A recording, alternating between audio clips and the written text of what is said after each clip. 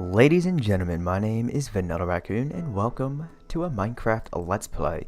In the previous episode, we had started to recreate Littered Springs Park here in Minecraft, and we are not going to be continuing this project throughout this episode. Instead, I would like to actually just sit down and have a little bit of a conversation with you, but also I would like to sort of establish just a few different types of farms, crop farms and flower farms to be exact. But first things first is I'm actually going to just quickly run all the way, we're going to run all the way up here, and this is actually one of my favorite spots in this project site so far, because when you run downhill, you're then going to see the Arch of Aeneas, and then once you make your way to and through it, you'll see Littered Springs Park just across the riverbed, and already it's a beautiful place to visit, both in real life and in game, obviously. But when you begin to make your way up the hillside, you're then gonna see just glorious points of view from either direction you turn your head. So the reason why I just want to quickly run up here is hold on a second, where's my armor? Oh, my armor's all the way in the chest back there. Never mind. We're not going to make some armor. Instead, we're just going to go ahead and take some diamonds, and I need to make a new diamond axe. And also, let's just quickly grab 2 sticks, and then we're going to just give ourselves 3 diamonds. We're going to open up the crafting chest table. There's the diamond axe, and there we go. So I have the 30 experience. That's wonderful. We're going to grab 3 pieces of lapis lazuli, and then just going to toss it into the enchanting station. And I don't know if I like what I see here. Okay, you know what? Boom. Efficiency 3 and fortune 1. Ooh, okay. So that's not a bad enchanting session, if I do say so myself. But one thing I also want to quickly mention to you is here's a little bit of a pro tip for those of you who are playing Minecraft in the survival mode and not the creative mode. So in the event that you come across an NPC village and you see a purple coat that is known as a cleric and a white coat that has the chance to be a librarian, you want to make sure that you have the two in a safe area. The reason why is because if you are able to gather enough rotten flesh... What? Okay. That was interesting. Just gonna take the watermelon and put it into the main hand and then swap it out, so that way we have a free hand right here. Like what I was trying to say, if you have a purple coat, aka cleric, and you have enough rotten flesh, then you'll be able to trade for an emerald. But in the event that you haven't made it to the end yet, which is a place that I would actually like to make it to relatively soon, preferably during a live stream, but I have yet to determine if that's going to be the case or if I'll make a let's play of it. But then you can also get ender pearls, and you don't have to worry about risking your life at night, slaying an enderman, and possibly getting taken out due to their viciousness. But then if you don't really want to brave it through the nether, then you can also just acquire some glowstone. So what I'm getting at is, if you at least need emeralds to trade with a librarian, so for example, if I wanted to get a few looting 1 books, then all I would need is 14 emeralds in 1 single book. But seeing as how emeralds are hard to come by, well, if I just get 36 rotten flesh, I can get 1 emerald. I'll leave it to you to do the math, and then let me know down below in the comment section how many rotten flesh I'm going to need in order to acquire 1 single looting 1 book. Yes, so when in doubt, always make sure you protect the purple coats and the white coats, preferably white coats that are librarians. So at this point in time now, I'm going to go ahead and I'm going to gather up the materials and the resources that I'm going to need, along with the proper tools and gear, and then we'll begin to establish a few crop and flower farms and have a bit of a discussion about something that I've been meaning to talk to you about. So BRB. Now, there were 2 structures here, but now they are no more, and all of the materials and resources that made them have been deposited into this chest right here. And for those of you who would rather see it to believe it, there you go. So what I'm going to be doing here is I'm just going to be setting up a few small little farms, like I said in the first act. And given the amount of space that we have to work with right now, I don't think we're actually going to be able to set up multiple farms. We may just have to settle for establishing 1, hopefully 2. But let's go ahead and begin the discussion whilst we get our build on. So Back on the 18th of February 2018, which was a Sunday, a week from the day I'm recording this video for use, I woke up later than I initially wanted to. Now, my best mate from high school and I had planned the night before. It was a spur of the moment thing where I randomly texted him, "What are you doing tomorrow?" And he said, "Nothing, why?" And I asked him, "Hey, do you want to hit the road with me tomorrow?" And he said, "Sure." And so I said, "All right, in the morning we'll figure out where we're gonna go, what we're gonna do, and how long we'll be out for." And so I said to him, "When I wake up, I'll text you, I'll let you know, and then from there, I'll let you know when I'm heading over to pick you up, and then we'll plan the day and everything from there." So basically what I'm getting at is, our adventure that we took to Little Springs Park that day was really spur of the moment, random, unplanned, yada yada yada. So when I woke up that morning though, I really did not want to get out of bed and do much because I went out the night before on my own, a little nocturnal adventure, and I was pretty tired, okay? We'll just leave it at that. But when I met up with my buddy, when I picked him up at his house, I turned to him and I said, "Listen, man, I don't know about you, but I'm thinking of going to Little Springs Park today. You want to go? Do you still want to go out with me on this adventure?" And he said, "Of course." So we hopped on the PA Turnpike and we made our way out to Little Springs Park. And then, okay, good, I do have my buckets on me. And so when we got there, we just hung out. We saw the ducks, we saw the geese, we saw all the other wildlife creatures that inhabit that area, and we just enjoyed ourselves. Now, seeing as how he just recently started playing Pokemon Go, and by recently I mean within the last month and a half, by now at least I'll say, he doesn't have that many Pokemon, okay? He has the typical neighborhood Pidgeys, Rattatas, and the newly released Gen 3 Pokemon. So he's he's a noob at the game. We'll just put it at that and call it a day. So at one point, towards the end of our adventure, I saw that there was a raid going on at a gym located within Little Springs Park. And I turned to him and I said, "Listen, this is going to be a very easy raid that you and I can do, and we're going to do it." He looked at me and said, "Okay." And then it was a Malawau. I can't pronounce the name of that Pokemon, but essentially it looks like a Venus flytrap, and then on its head it has something that looks like pincers.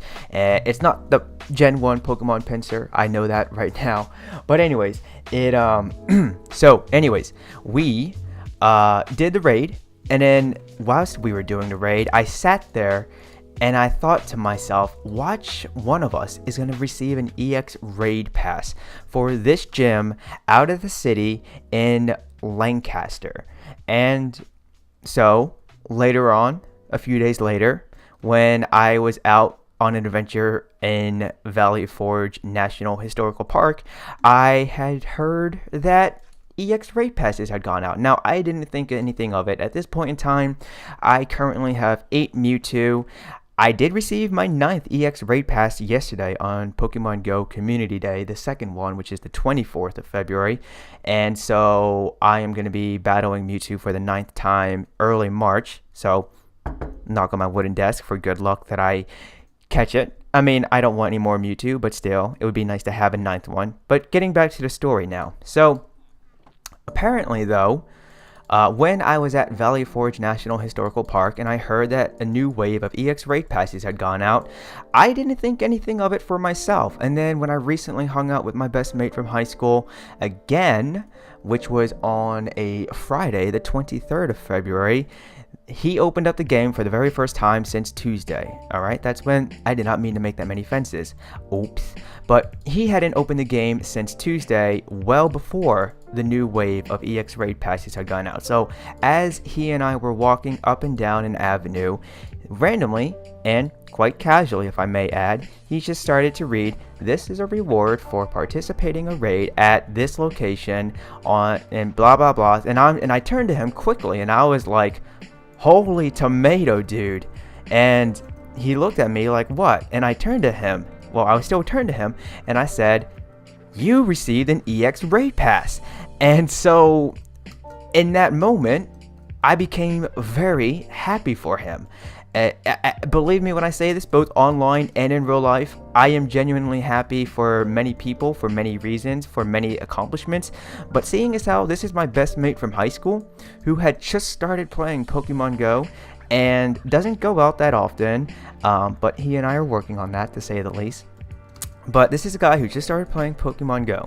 He just started to acquire some decent Pokemon and begin to learn how to play the game more effectively and efficiently, etc., like I do, and other hardcore Pokemon Go players. And here he is now with his very first EX Raid Pass. And so what I'm getting at with all of this is, if I decided to wake up that Sunday and actually choose to stay in bed, or at least just let my buddy know, hey, I don't feel like going out today, we're going to pass on this outing, we'll take a rain check for it. 1, we would have never visited Littered Springs Park. 2, I would have never shot a beautiful Pokemon Go short film that is now available to watch here from your new home for entertainment. 3, I would have never shot such gorgeous photos for my own personal use / photography business. And 4, just an extra one for good measure, my best mate from high school for 10 years now, who just started playing Pokemon Go, barely goes out and sees the world, and let alone doesn't really play Pokemon Go that much, received his very first EX Raid Pass. So what I'm getting at with all of this is, there's something called the ripple effect. And real quick, I am not talking about the SMP that I had started back in the autumn of 2017 and have since left. No, not talking about that. Instead, I'm talking about the actual ripple effect. And I'm a big believer in that you never know what's going to happen unless you give something a try. And if you're a little hesitant, or even if you're afraid to try something or just do something, I would rather just get it done and over with. I would rather just do something than live a life with what ifs or even regrets.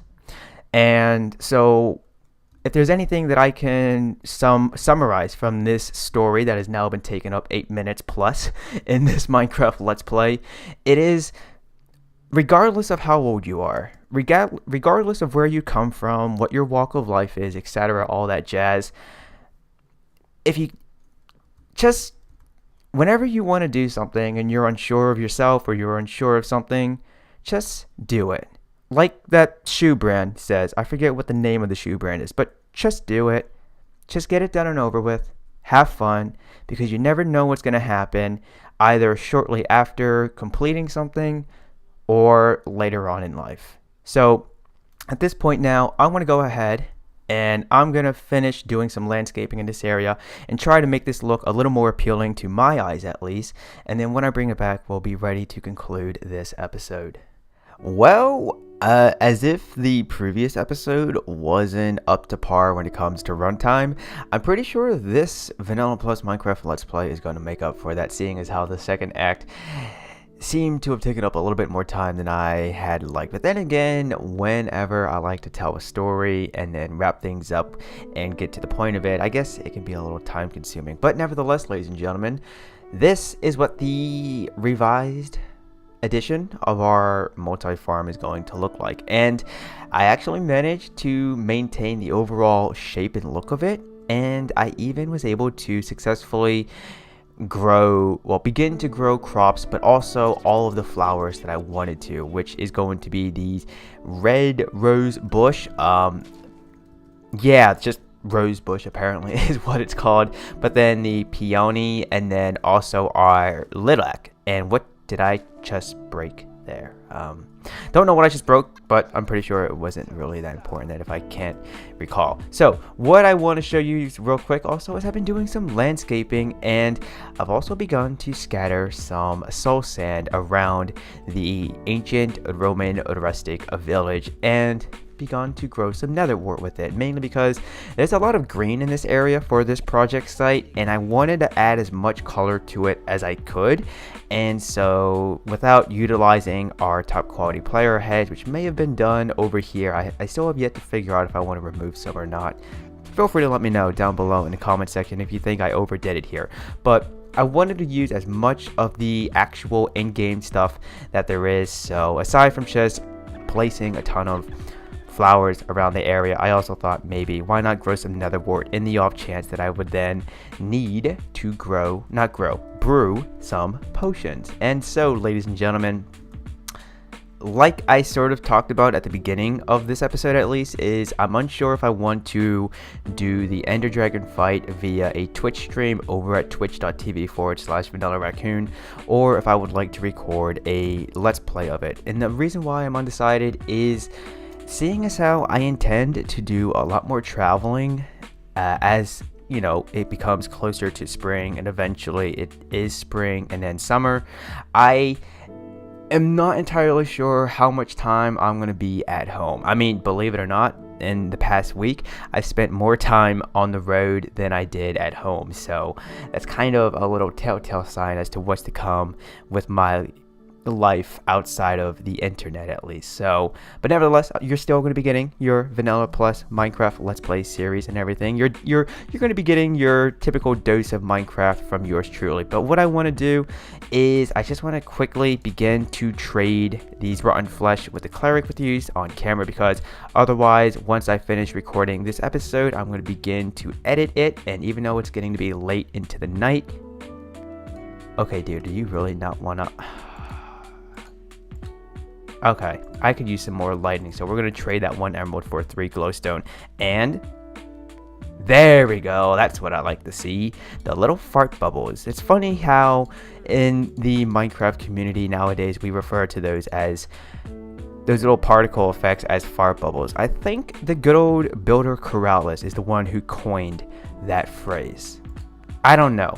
At this point in time, I'm unsure, and at this point in the day, I'm getting a little tired. So, it's actually getting to be nighttime in game. So, ladies and gentlemen, that is going to do it for this episode. As always, if you enjoyed it, then be sure to drop a like. And if you are new to the channel, then consider subscribing to your new home for entertainment. But do not forget to turn on notifications, that way you will not miss a future upload. As always, my name is Vanillaraccoon. You have been awesome. I would like to wish you a happy day, and peace out.